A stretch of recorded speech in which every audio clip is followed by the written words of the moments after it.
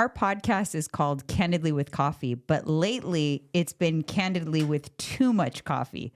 On today's episode, we're going to go over 5 signs that you are drinking too much caffeine and how it may be affecting you in ways you don't even realize. We will discuss what a safe caffeine intake is and what specifically could be going on if you're drinking too much. So grab your coffee and let's get into it.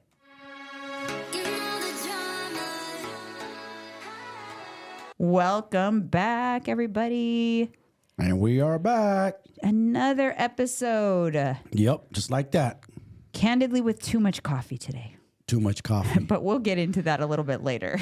That's funny. Speaking of, I have a coffee today. I'm done with mine. You have nothing? Nope. Finished. I have in here a cup of Fairlife milk, coffee, a little bit of stevia, vanilla cream stevia, and I did the salted caramel whip. Yeah, sounds good. Oh my God, it's so good with some cinnamon. This is so delicious. You got a protein coffee, basically. It's not just a coffee. It's yeah, good. because it has the Fairlife. Yep. Smart. So good. So good, you guys. All right. It's time for some housekeeping. We need your help. I have a goal that I set a long time ago for this channel to be at 25,000 subscribers by the end of the year. And we're so close. We're getting there. We're on pace, but we need your help. So if you're listening to this podcast, if you're watching it, especially on YouTube, and you're not yet subscribed, please subscribe. Because a lot of people watch and they're not subscribed, because once you watch, YouTube will feed you subsequent shows. So you don't even realize you have to subscribe. Yep. So hit that subscribe button, guys. Help us out. Yes. Because we want to hit that goal. Yes, we do. So we can set new goals. Exactly. Keep on growing. Yeah. And if you haven't already left us a 5-star review on Apple Podcasts, leave us a 5-star review and follow our Candidly_with_coffee Instagram. Insta. We appreciate you guys. Instagram. Yes. It is officially Cyber Monday. It is. This is what, listen, if you guys are young, then you don't understand what I mean, because I know they talk about it still, but back in the day, this used to be this was the day that you did the online shopping. Yep. And Cyber not every Monday. other day. Yeah. Now it's true. swapped. It's gone. Yeah. But my Jay's Body Boot Camp is still on sale through Monday. So if you want to sign up for Body Boot Camp, have a lot of new people joining, then you can use code Black Friday, no space, and you'll get 40% off of the program for the duration of the program. So just the meal plan alone is worth that. Exactly. Just the meal plan. You're getting a deal. Invest in yourselves, you guys. It's worth it. Change your life. Even Flip if that you're switch. tracking macros on your own separately and you don't want to just follow a meal plan, having the meals with all the macros attached to the meals already that you could just plug in is just priceless. It doesn't get any easier than that. We make it as simple as possible. Because a lot of people just struggle. They just don't know exactly, like they don't even know how to put meals together. No. They don't. It's like blank. And I have to remember what it's like sometimes, because for me, it's so easy because obviously that's what I do. So I have to sometimes remember to put myself back in their shoes and and just think, yeah, it is. Oh, I don't even know what to eat. And you get flustered. Yeah. Sometimes even me for the week, like, what am I going to eat this week? I try to keep it simple, but sometimes I draw a blank too. So I got my first delivery of the Megabit. MegaFit meals. MegaFit. And I like them so far. I haven't tried it yet. I'm going to try one. I have one out for you. Okay. It's the steak burrito bowl. Nice. Can't wait. And I had, Tyler had one that was like cheese tortellinis, and it was like 55 grams of protein. Winning. He loved it. He said it's very good. I had one that was a spicy ground chicken and rice, and that was really good. It was only 390 calories and 38 grams of protein. Wow. So the macros are really good, and it was a huge portion. That's important. Filling. Yeah, so that's good. And I like them actually because they're frozen. And I know that sounds weird, but fresh meals is too much pressure. Too much pressure to eat them fast. Yeah. So these, once you unfreeze it, it lasts 5 days in the fridge. So I take out a couple, and they're like my emergency meals for the days that like I just don't feel like cooking or whatever. Yes, of course.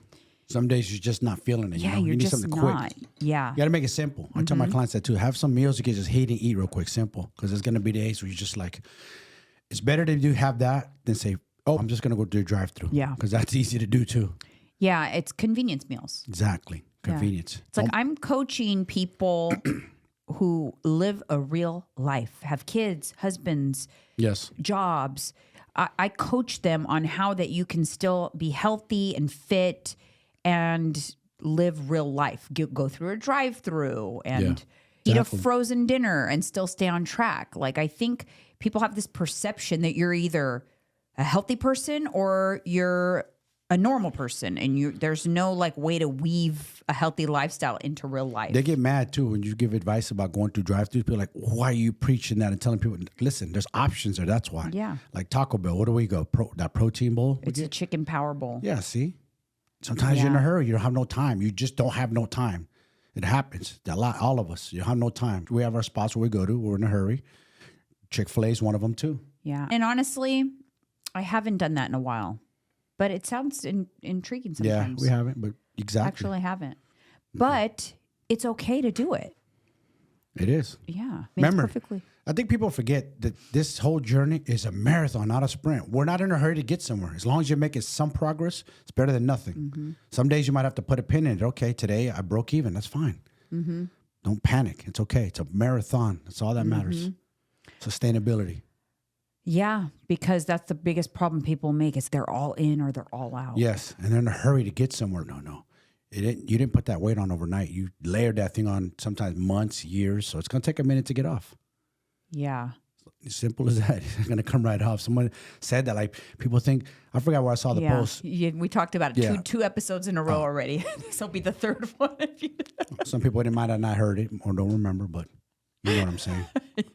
Over here, you said memory bank over here, but not everybody remembers like you did. I know. That this will be the third episode in a row that you. I mean, you're talking about macros and eating. I know. Making examples. Sorry, so you're the one that brought it up. So don't want to talk about it. Don't bring it up.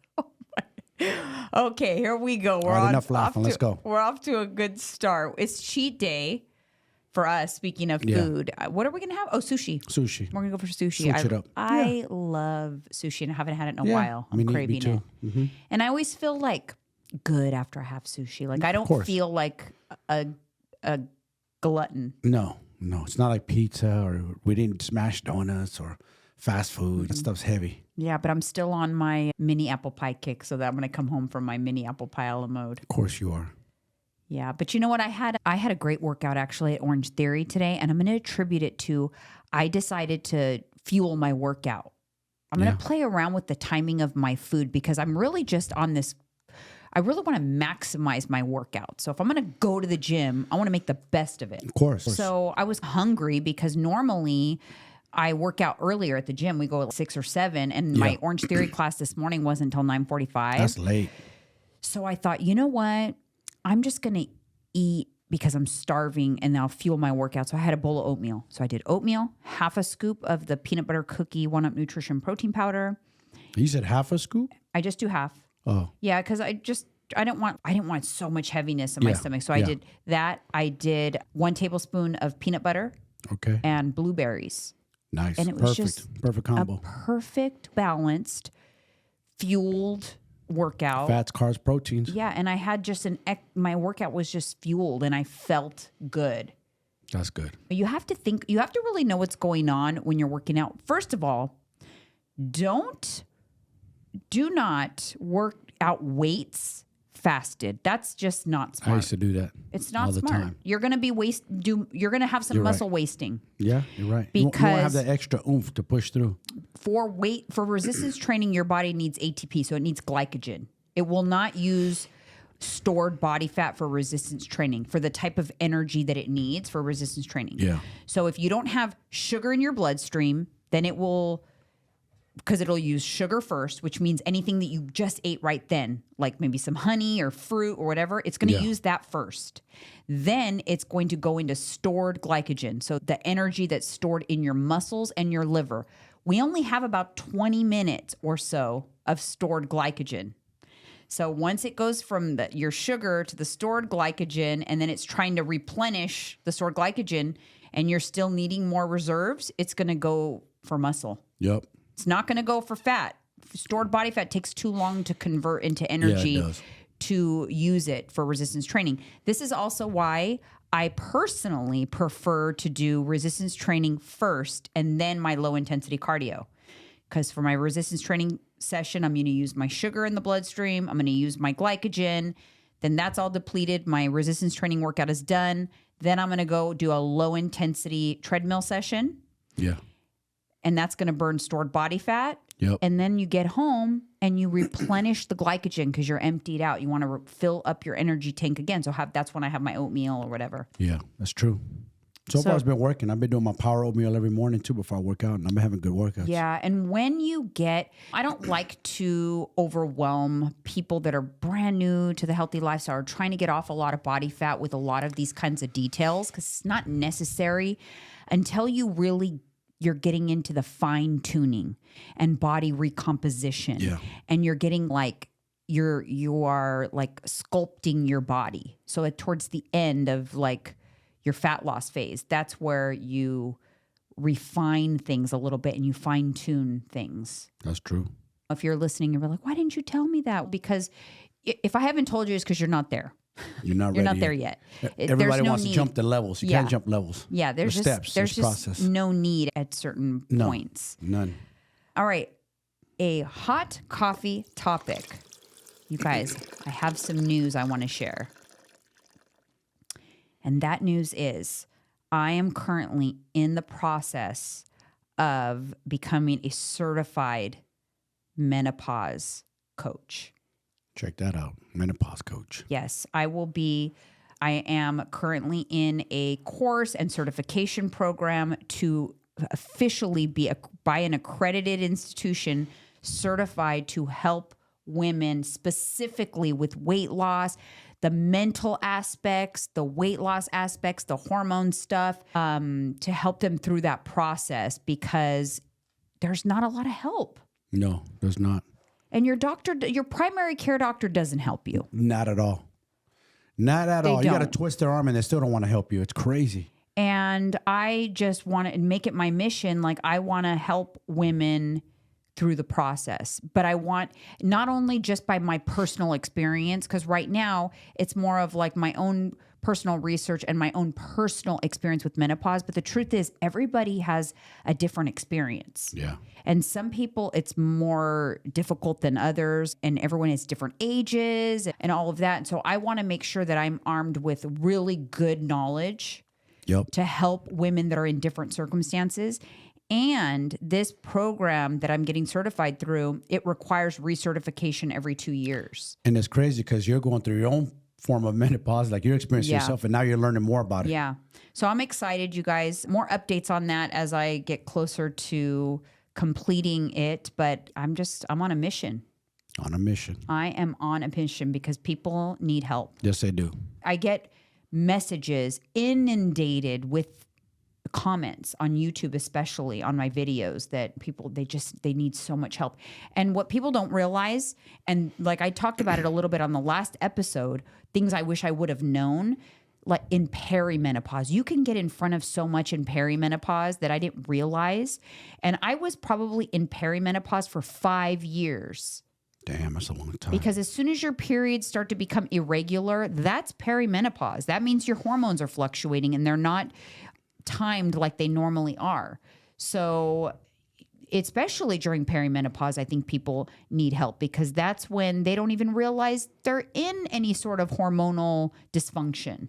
Same thing with men. They need to learn about their hormones. I keep telling my guys, go get yourself checked out, get your blood work, go through their company because doctors ain't really there to help you, man. No, they don't. They don't do much. They give you a generic test. Okay, here's your testosterone. That's that. There's more to it than just your testosterone. Yeah, I actually wrote here because you're on a mission to help men give up their vices and focus on their health and their families. It's like ManoPause. ManoPause, true. I think and that's another thing. There's not enough help for men. At all. Nobody talks about it. Nope. Like the steep decline in the testosterone that happens. It's almost taboo. And especially if you tell people, I'm on TRT, damn, bro, you're cheating. Woo, woo, woo. People just get mad and then jealous. Listen, I'm not telling you to stick it in your body. I'm doing what's best for me. I don't know what's best for you. You have to go get your own stuff checked out. But people just assume like it's all bad. Like, how's it all bad if I feel good?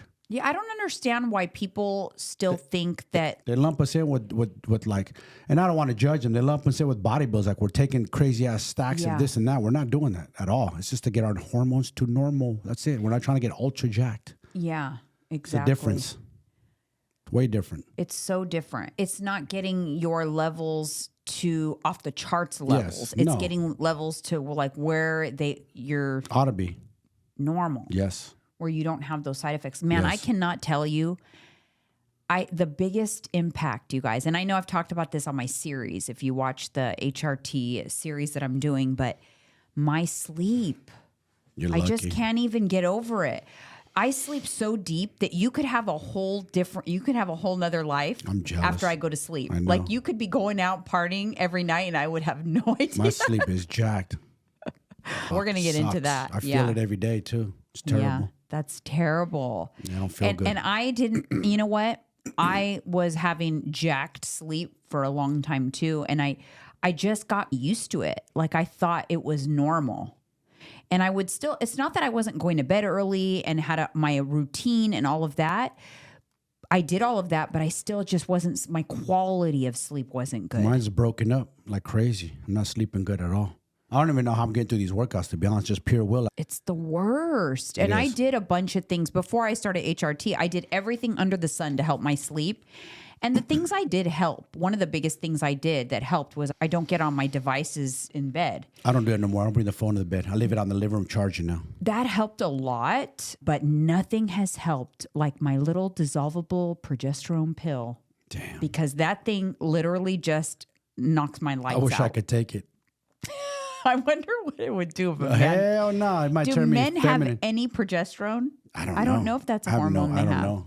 I have no Because clue. you have estrogen. Yes, we do.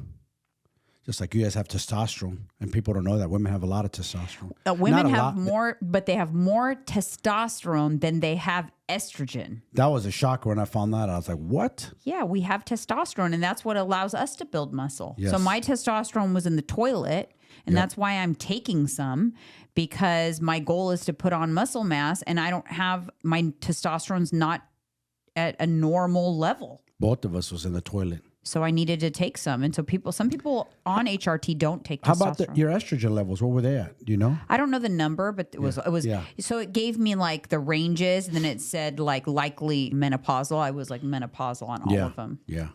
Wow. Yeah, it was clear. It said fertility factor was like 0. I'm like, thanks. My shop is closed. Closed for business. The shop is closed. Hey, and I'm not afraid of me. My libido was closed for business too. It was down the toilet. It was like, that's embarrassing for men. I think that's why men get crazy, because they don't feel like a man. Now I'm starting to feel like a man again, if that makes sense. Yeah. I'm bouncing back. It's important to talk about these things because people are so shy and embarrassed, and that's how friction happens in marriages. Because imagine if your levels were clicking and you're like, hey, babe, what's up? And I'm like, sorry, baby, I got nothing for you. Yeah. That's embarrassing. No, men don't want to admit that. No, they don't. No, They don't it want to hurts. talk about it, and they No. get like defensive, and then suddenly like the Yes. woman thinks maybe there's something wrong with her, or Yes. Then we this flip is it on when you guys. affairs and stuff happen. Yes. And this is the things people don't talk about. This is very important. I'm glad we have open communication. And I told you, sorry, babe, my libido's shot. You're like, mine's a shot too. Mine wasn't the best either, to be honest. Hey, father time is undefeated.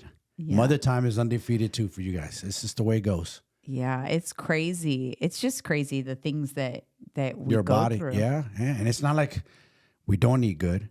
We train hard. We hit our macros. We did everything we were supposed to. And still, our hormones were down in the toilet. It's crazy, right? Yeah. We did everything we could. We took it as far as we could naturally. We hit it hard. But That's why I don't understand why there's people just have this weird feeling about it. You know, it was like, do I don't women? know. You think women do? Men do for sure. Men get weird and feel like, I'm natural, bro. I would never put that in my body. Okay. I can tell you this. I think that the perception is still out there that if you are taking hormones or whatever, that you have, it's like a cheat code and suddenly everything's going to come easy to you. It doesn't. No, it's not. You just feel better, Yeah. but you still have to do the same amount of work to get what you want. Yep. Do you know what I mean? It's not like, oh, I'm taking hormones, so I can work out less. I can eat more. No, none of that is true. Fake. False. So I have to do the same thing. It's just that I actually might get results from doing the same thing. Like what I've been doing for months and spinning my wheels. Now, maybe I'm going to move the needle. Exactly. But it's still not. It doesn't do the work for you. You know what I'm saying? Like, I think people have this assumption, like, I'm just going to take TRT and take all these pills or this medicine, and all of a sudden I'm going to turn into He-Man or She-Woman. No, it doesn't work that way. Wonder Woman. Yeah, No. and that's where I want to always continue to not give people the perception that it's just like some, wow, this is amazing. It's so easy. Nope. And like because perception, it's like just in everything, right? Just Ozempic and all of that. Perception is they see people and it looks like they lost weight overnight or got fit overnight because nobody shows the like blood, sweat, and tears in the middle. Yes, the getting up early, the grind at the gym, the workouts you don't feel like doing, but you do them anyways because the discipline. Yeah, it just because when you're not feeling good and when you're having bad results or when the scale's not favorable, you don't share it a lot of time. You know, like when I did a video on YouTube right at the beginning of when I realized like, like I put on a lot of menopause weight and that was hard to do. Like I had to come on and like share, you guys, I'm peeing my pants. Like I can't even, I don't know what to tell you. I literally showed on a YouTube video my pants with pee. I remember you'd be nervous to go out for walks. Oh yeah, came home one day. I was wearing gray sweats, and unfortunately, gray sweats you could see really bad if they're wet. So from then on, it was just black leggings. But I came home and I laughed. I ran to the bathroom when I got home, and I look in the mirror in our bedroom, and I had urine down to my knees. Damn. Because it would just be a slow leak. So yeah. I have to. I'm not where I want to be yet. I'm still on this journey, but I have to stop and appreciate the little things. Like, I don't pee my pants anymore. I know. You used to tell me at Orange Theory you'd be nervous sometimes. No, not even nervous. I was embarrassed because I felt like everybody was like, God damn, what is wrong with that girl? I would have to go to the bathroom like 5 times during an Orange Theory class. Wow. Sounds like me during the night. I have to go so many times and it's just breaking in my sleep. It's killing me. Yeah. And then the one time that I did the video, I literally was in an Orange Theory class. I had a sweatshirt around my waist and I get in the car and I look down and I'm like, oh my God, I peed my pants in Orange Theory. So yeah, I've come a long way, guys. Come a long way because I am no longer peeing my pants. The hormones have immediately corrected that. That's good. Actually, the vitamin B1 helped with that initially, but now I don't even have any leaks. I leave the house without any kind of protection. I feel confident. Nice. You know what That's I mean? Important. I feel confident, so I'm good. All right, we're moving on to comment corner. Cami K7 says, your house looks so festive and cute. I love all the Christmas decorations. That's all you, babe. I know. It looks good, though. It does look dope. I'm not going to lie. It looks like something out of a movie. It does look good. It makes me feel happy. It makes me feel close to my mom. I know. Mama, I know you're watching up there. Both our mamas are watching. Jen Boulay 9831 says, oh my God, please have Alyssa on. You guys, she's coming on. She has confirmed with me. She is coming on. I'm not sure the date, but it will for sure be in December. So I have her up on the screen. That is my daughter. She's 22 years old. She is wise beyond her years. Yes, she is. And I think she's actually, fun fact, was my first ever podcast co-host. That's true. She was co-hosted the second ever episode of Candidly with Coffee. So I did the first one by myself, then Alyssa did the second one, and then you did episode 3. And now here we are, episode 468. Damn. I lost track. You always know the numbers. I know. And she is back. So I would like to ask you guys to make her feel excited to come on the podcast and comment a question for her, because I posted on our Instagram and a lot of people commented questions for her. And I think that made her feel like, all right, yeah, like I'm excited to do it. You know what I mean? Like she felt, oh, they actually want to hear from me. So yeah, of course, she could talk. She's comment on this episode with a question for Alyssa. Again, she was a former competitor. She is the daughter of a social media weight loss coach. So what is that like? Because I don't know what it's like. That's true. You know what I mean? Like my mom had no idea about fitness and all of that. So I want to know what you guys want to know from her, because she's going to come on and I'm asking her all the questions. So just make sure you comment and she will read all of them as well. I get a break. Yay. No, it's going to be a bonus episode. Ah, get out of here. Damn it, I want a day off. All right. Karen Garcia says, your advice is priceless. I really study this myself and you're spot on. I weigh in each day and it dictates how I will eat that day. Helps me stay in my window. I'm 53 and at my best. Love you guys. Hey. Good job. Good because job. it is hard to be in your 50s and at your best. But you know why? Yep. Because you are staying accountable to yourself and you're keeping yourself in check. Yep, that's true. It's like peeking in at your bank account and make sure you don't overspend. Yes, Okay? that's a good way of looking at it. You don't spend blindly. Don't spend what you don't have. Yep. All right. Landra Gentles 9315. I literally just found your channel today. I'm 62 and only 5'2", hypothyroid, and can only eat 1,000 to 1,100 calories per day. I constantly hear that I'm ruining my metabolism, but I cannot eat more or I will gain weight. I am actually trying to lose 5 to 8 pounds. Do you have any words of wisdom? By the way, I work out with weights and I get in 8 to 10,000 steps most days. Love your content so much. Thank you and God bless. All right. So the first thing I want to have you pay really close attention to is, what is your total weekly intake? Not just your daily, most days, 1,000 to 1,100. Because a lot of people, their perception is that they're eating very little, but their total weekly intake is averaging more. Yep. Because if you have even if you have just one higher day in there, just one, it takes your average calories to 1,300 calories a day. That's true. That's true. So that is the biggest thing. And it's quite possible that you are truly only eating 1,100 calories 7 days a week, and that's your maintenance. It's very possible. It really depends on how much muscle you have on your body. As far as the hypothyroid, if you're not on medication for your thyroid, that's the biggest factor, because it's going to impact your thyroid by 20 to 25%. I mean, your metabolism by 20 to 25%. That's a lot. So just a couple things to think about. But the very first thing I want you to think about is, truly, what is your average daily intake? So really tabulate how much you eat every single day, including Saturday and Sunday, and take that total, divide it by 7. And that's truly what you're averaging. Yep. Because I could easily tell people like, oh, I have to eat 1,400 calories a day to lose weight. But the truth is, I eat 1,400 calories most days, but then there's one day I probably eat 2,000, and there's another day I probably eat 2,700. Yeah. So really, You got to average it all out. I'm eating like 1,700. Yes. You know what I'm saying? It's all perception. So that's very important. The other thing is, the biggest impact you can make on your metabolism, other than medication for your thyroid, if you're not already on it, is resistance training with intention. So I know you mentioned that you're doing workouts with weights at home, but how intense are those workouts? Are you getting in 8 to 15 reps? And are those last 3 reps so difficult that you see stars? That's true. That's what they should be. That's a good way of looking at it, yeah. You not just should- get to 15 real easy. Yeah, then like, you're not okay, really struggling. that's done. No, you should be like, oh my God, I need to rest at least a minute if I can pick Not up those longer. weights again. Yeah. I rest 60 seconds to 90 seconds, no less than 60, usually 90 in 90 is between good. sets. 90 is good.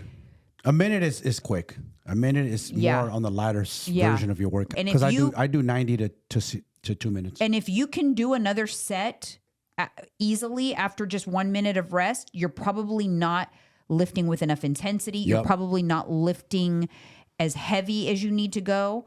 Or if you don't have access to a lot of weights because you're at home and you don't have more dumbbells, then do more reps until you feel like you get to that point where you feel the stimulus in your muscles. They're burning. And then you lift 2 to 3, you do 2 to 3 more reps past the burn.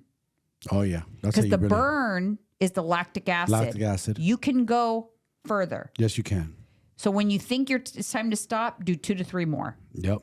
You got 2 to 3 in you. It's a mind over matter kind of thing. It is. The other thing I would say to you is, are you getting in enough protein? Because it sounds like you're not getting in a lot of calories. So it's quite possible that even though you're lifting weights and doing what you need to do, that you're not getting in enough protein and you're doing some muscle wasting if that's the case. You're losing muscle already, especially at the age of 62.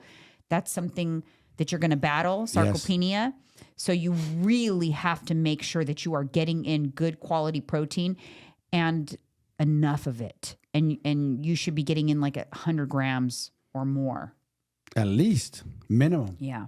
But if she's only eating 1,000 calories, chances are you're probably getting in 60, 70 grams. That's too low. Not enough. So those are my tidbits for you. Hopefully it is helpful. Let's move on to caffeine, babe. Caffeine. So Mike has inspired this topic today because, as most of you know, which by the way, congratulations, you're now 25 days sober. Yeah. Mike has gone completely sober of all substances in terms of recreational drug use, specifically weed. The weed, man. But I noticed, because I'm hyper aware of what Mr. Escobar over here is doing, that when he did that, he started to increase he's like replacing the weed addiction with a caffeine addiction. So he already loves caffeine. Hello, we're Candidly with Coffee for a reason, because Mike always has a cup of coffee in his hand. Yes, I do. That's why we're named Candidly with Coffee, because we're always chatting and Mike's always holding the coffee. Chatting it up.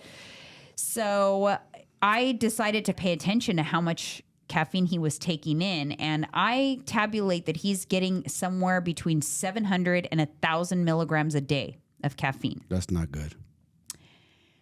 Around 700 milligrams of caffeine is enough to create a toxicity in a 150-pound adult. Now, obviously, you weigh more than that.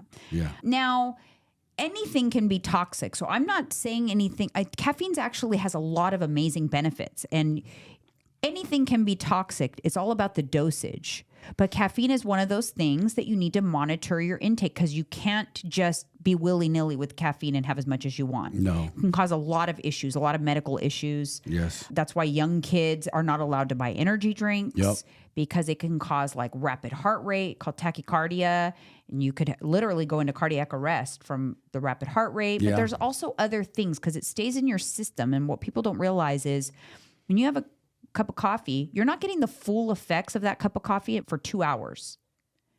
And it stays in your system 7 to 9 hours. Oh, wow. So when you're having a 4 p.m. coffee and you're trying to go to bed at 10, you still got caffeine running through your system. You have not fully metabolized it. Percolating through there, huh?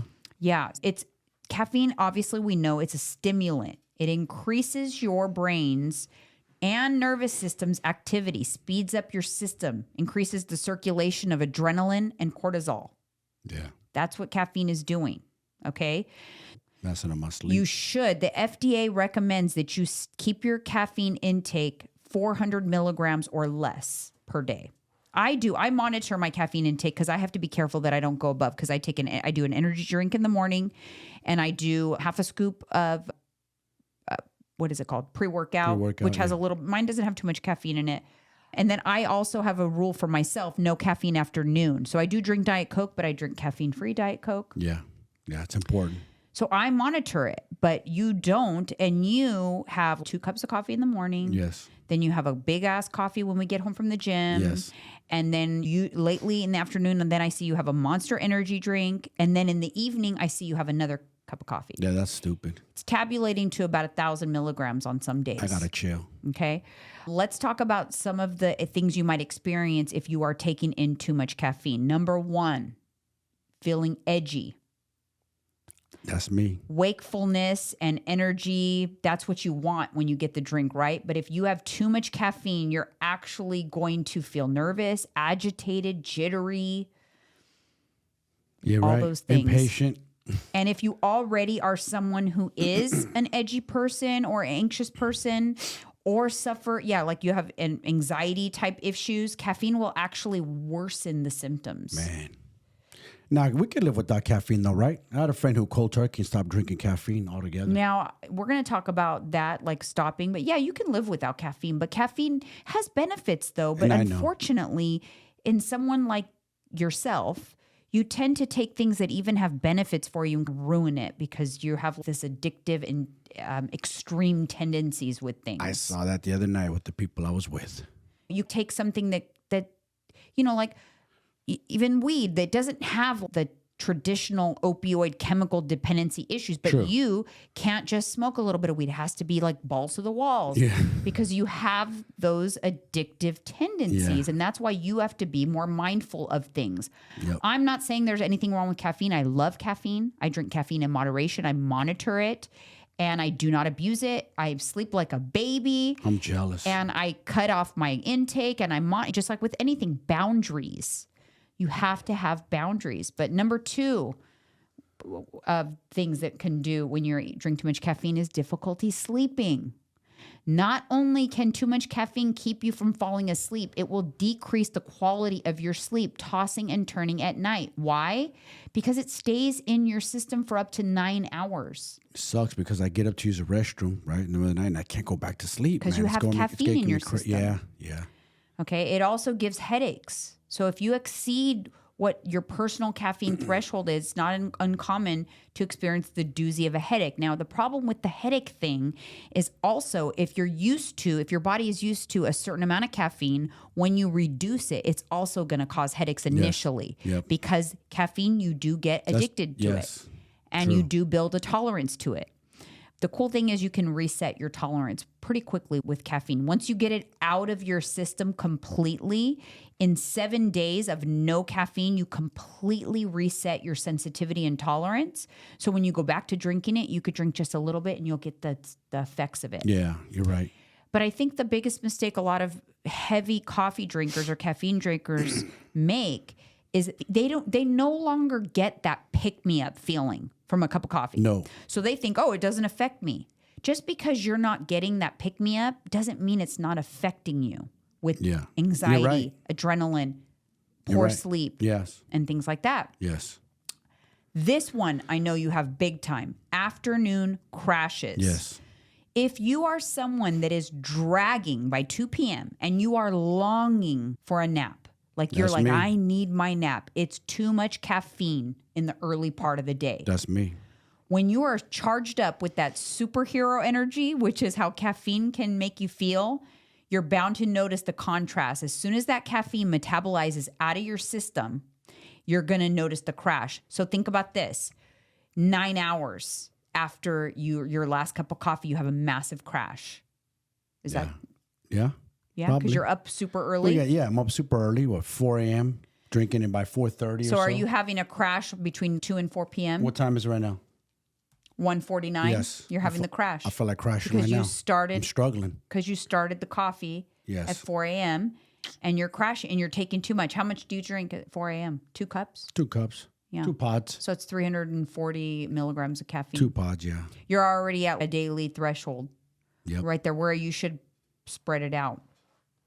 So the best strategy for avoiding the afternoon crashes is to know your morning coffee limit. You have to play with it. So if you have 1, you might not have that crash. If you just try to scale back to maybe just the 1 cup not go for the second one, you're right. Then you might not have that strong. I don't know why I do that. It's not like I need it. I love the taste of it. And when I got mad at my father, I go, Dad, how old were you when you gave me coffee? Like 7 years old. I go, what the hell were you thinking, man? I never gave my kids coffee. No, that's stupid. I want to, Dad, why? What's interesting is I was never even a coffee drinker until I met you. And when I was putting up the Christmas tree, I smiled because one of the ornaments is an espresso machine. And I remember the kids, the first year you lived with us, they got you that ornament because you're the first coffee machine they ever saw because I never had a coffee machine until you moved in. And so they're like, because Mike likes coffee so much. Too much, man. So they gave you a coffee ornament. It's not so much that I love the caffeine part of it. I guess maybe a little bit. It's the taste of it I love. That's why. I want to go, like I told you, I want to switch to decaf. I ordered you. I took it upon myself. Thank you. To order you. Not only did I get you decaf pods, I also got you half caffeinated pods. So so you can like taper with those. Yes. So you can have a full cup of coffee that's only half the caffeine. There you go. Or you can interchange them. So I did some regular coffees, then I did some decaf, and then I did some half. And you could tell by the look of the pod to help you because you're going to want to be careful with when you cut back. But we'll get into that in a second. But number 5 is caffeine affects your bladder more than you may realize. Okay. Man. So you have probably noticed a more urgent need to pee after drinking caffeine. Yep. But if you already struggle with bladder issues, overactive bladder, or urgency, then you may want to avoid caffeine more often because it's a diuretic. A lot of people don't realize that. It is. I know. It it's is a diuretic. It means that it decreases how much liquid your tissues absorb. That is why I tell my clients that if you are someone who drinks a lot of caffeine, that means you have to drink that much more water to counteract it. You're right. Because you're not going to get the full benefits of the water because because the caffeine like counteracts it. Yes. So it decreases how much liquid your tissues absorb, and instead it passes right through you, increasing urine output. So the more caffeine you take in, the higher your urine output is going to be. This is very aggravating and can also disrupt sleep. Big time, and it has been. It's pissing me off. I'm doing that myself, though. No one to blame but me. So it's a stimulant to the bladder. So it causes bladder irritation to it, can even maybe make it hurt to pee sometimes. Yes, I've gotten that. Yes, I wonder what that was from. Mm-hmm. Wow, that makes sense. Yes. Yeah. But you got to go so bad. Like today, I came home from the walk. I was like, oh, I got to run to the bathroom. Yeah. Bladder's hurting. We took a break halfway through this episode for you to go to the bathroom. Yes. What people don't know. We did. But We did. the magic of editing. But yeah, so that is what happens when you drink too much caffeine. So to detox from caffeine, to fully detox and reset your limit so that just a little bit does the trick, you have to get to a point where you get it completely out of your system, and it's out of your system for at least 7 days. Remember, we did it 4 years ago. I was only drinking decaf. Yeah. After my episode. Yeah, you cut out all stimulants. Yes, I did. Just Yeah. like that. It was just decaf only. But now the problem is you're so hot. Listen, you just withdrew from weed. Yes. I do not want you cutting out caffeine cold turkey because I do not want to live with somebody who cuts from 1,000 milligrams to nothing. You will be a freaking nightmare. I probably would. Okay? Yeah. So you cannot do it like that. And I know I struggle and get edgy and snap because I'm tired. I'm not sleeping good. And then you brag about how good you sleep. I'm like, that sucks. I wish I slept like her. My workouts probably be 10 times better. So you have to, it's something why? I always want to sleep, man. Please let me sleep, universe. Okay, but you're saying let me sleep, but I see you with a cup of coffee at 4 o'clock. It makes no sense. I went to San Francisco yesterday and you feel like I needed something. No, you had an energy drink before you left. Did you have coffee on the way to San Francisco? No, hell no. That's why I had energy. I forgot. See? Yeah. Hell no. You drink an energy drink. And in this day and age, I think more than ever, people are struggling with this caffeine toxicity and caffeine issues because energy drinks are better than ever. They taste so good. They used to taste terrible. They're very addictive. They are. So you have to be careful. I love my Ghost Lifestyle energy drink, but I would never have more than one in a day. Yeah. And like I said, I did notice there was a time when I was not drinking caffeine-free Diet Coke, and I would have a Diet Coke with lunch and a Diet Coke with dinner, and it was affecting my sleep. Or I also noticed that on nights that we would go out to dinner, I never slept good those nights. And I'm thinking, it's because I'm drinking Diet Coke. They don't have caffeine-free Diet Coke at a restaurant. Nope. And I usually get a refill. Yes. So that's too much caffeine at night. You're right. Now I'm so mindful. Yep. Because I can tell a difference in the quality of my sleep. I'm not feeling the effects of the caffeine from a Diet Coke. I never feel like, wow, that was a great pick-me-up. That's true. Never, right? Never feel like Never, that. no, not ever. But the caffeine is still impacting me. Yeah, me too. And so it's time to... All caffeine free in the house from now on. We try, but you know what, you guys, they're hard to find. Damn, I know, man. Coca-Cola, come on, man. Too much of the regular stuff out there. They're hard to find. A lot of times we grab like the last of whatever they have. We're going to probably have to get some more at the store. Load up, yeah. Maybe I should stop drinking Diet Coke and just do water. Blasphemy. I know. What am I going to do? This is killing me. It's driving me insane. Like you said, it makes you cuckoo. Yeah. It makes you, what'd you call it? Like psychosis? Well, no. There is, like, I think by the third day of somebody not sleeping or getting very little sleep, you actually can go into a completely deep psychosis. Yeah. And people don't realize how impactful lack of sleep is. So it's impactful. very important to figure that out. And I've been racking my brain trying to figure out like why you're still not sleeping well. And this just makes sense to me. No, it and does. after I'm like, you know what? I'm going to clock how much coffee. Because if I ask him, we're going to be honest with the listeners right now. He'll just be like, oh, I don't really drink that much. I just had 2 cups. And I'm like, I'm just going to silently clock it then to see the real truth. Yeah, just I don't eat that much, but the weight's creeping up.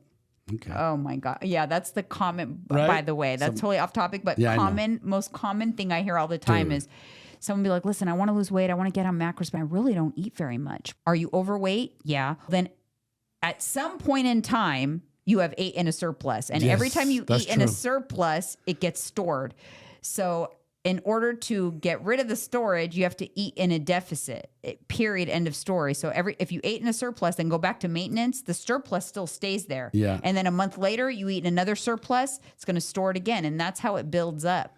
That's so true. People are just in denial. Yeah. They don't realize how much they eat. And same thing. I didn't realize how much I drink, and I drink a lot of coffee. We're going to end this podcast with a little treat that I want to show you guys, because this was it's very mind opening. It's perfect segue into what I wanted to do. Oh. So you guys, these little pieces of cake here. These little pieces of cake, they're so delicious. I'm eating one of these? Yeah, you can have one. I didn't know it's on my eating plan today. It's Saturday. We have room. I'm joking. But anyways, this little tiny piece of cake, which is so delicious, but look how tiny it is. This is like a forkful. So like when you're taking a bite of someone's cake, or you're taking a bite of this and a bite of that, and you never tabulate it as food that you ate, you're like, I don't really eat that much. 100 calories. Yep. 100 calories for every bite of someone's cake or sweet treat that you get. So just remember that, and how easy and quick the calories add up. This is a perfect example of look how tiny this is. You're going to have a bite of someone's cake, and you say you have a bite of someone's cake every day for a week. 700 calories that you are not even computing that you took in. You're not even tracking that either. And that is why there is an obesity problem. It's awareness. It's all about awareness. It's not about deprivation. I've always said that, because I am going to end this podcast, and then I'm going to enjoy this delicious piece of 100 calorie cake, leaving you guys with just pay attention, because the bites, the licks they add up, count. And then also, I want to know, comment, how much caffeine are you guys taking in? Is it time to reassess? All right, you guys, see you on the next one.